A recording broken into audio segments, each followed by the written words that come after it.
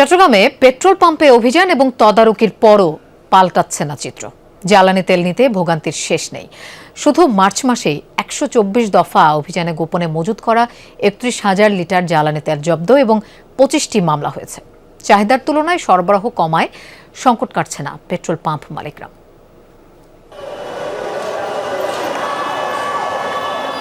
জ্বালানি তেল মজুত, কৃত্রিম সংকট সৃষ্টিসহ নানা অভিযোগ করে আসছে গ্রাহকরা। তদারকি করতে নামানো হয় ট্যাগ কর্মকর্তা। পাশাপাশি চট্টগ্রাম ওয়াসা এলাকার এই পেট্রোল পাম্পে দুপুরে ঝটিকা অভিযান চালায় চট্টগ্রাম জেলা প্রশাসন ও বিএসটিআই।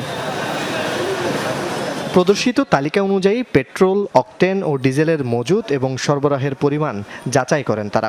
জ্বালানি তেল নিতে আসা চালকদের অভিযোগ শোনেন। হাজার হাজার লিটার তেল আবিষ্কার হচ্ছে, বিভিন্ন জায়গায় মজুদারির চেষ্টা চলছে। এগুলোর বিরুদ্ধে আমরা অভিযান করেছি বলেই আমরা এখন একটু সচেতনতা দেখতে পাচ্ছি এবং আমরা মানুষকেও বলছি আপনাদের যতটুকু প্রয়োজন ততটুকু তেলই নেন। ক্যালিব্রেশন চার্ট, তারপরে নোজেলগুলো ভেরিফিকেশন আছে কিনা, সেই সমস্ত জিনিসগুলো অনেক ক্ষেত্রে পাওয়া যাচ্ছে না। সেক্ষেত্রে প্রসিকিউশন দেওয়া হচ্ছে এবং অনেক সময় সতর্ক করা হচ্ছে তাদের। গত কয়েকদিন ধরেই চট্টগ্রামে পেট্রোল পাম্পে চলছে তদারকি ও অভিযান। মজুত করা ৩১,০০০ লিটার জ্বালানি জব্দ, ৫,১৫,০০০ টাকা জরিমানা এবং মামলা হয়েছে ২৫টি। প্রশাসনের এই উদ্যোগ ইতিবাচক বললেও কাঙ্ক্ষিত সুফল মিলছে না বলে অভিযোগ চালকদের। জ্বালানি নিতে ভোগান্তিও বাড়ছে দিন দিন। আছে কি নাই এটা তো আসলে আমরা নিজেরাও জানি না, কারণ পেট্রোল পাম্পে ঢুকতে দেয় না।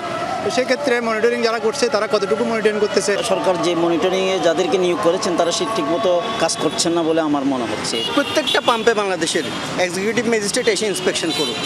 আই ক্যান চ্যালেঞ্জ, অবশ্যই এখানে কোনো না কোনো ফাঁকফুকর এটা রাখছে। ডিপো থেকে সরবরাহ পর্যাপ্ত নয় বলছে পেট্রোল পাম্প মালিক কর্তৃপক্ষ। দীর্ঘক্ষণ লাইনে দাঁড়িয়েও রেশনিং পদ্ধতিতে অল্প পরিমাণ তেল দেয়ায় ক্ষুব্ধ চালকরা। যখন আমাদেরকে আবার ডিপো অ্যাভেলেবেল তেল দিবে তখন আমরা ওনাদেরকে অ্যাভেলেবেল তেল দিয়ে যাব। যেভাবে সুবিধা হচ্ছে গ্রাহকের ওইভাবে আমরা দিয়ে যাচ্ছি। চাহিদা অনুযায়ী ডেলি 3 গাড়ি, নর্মালি 3 গাড়ি, ওখানে পাচ্ছি যে 1 গাড়ি, হাফ গাড়ি।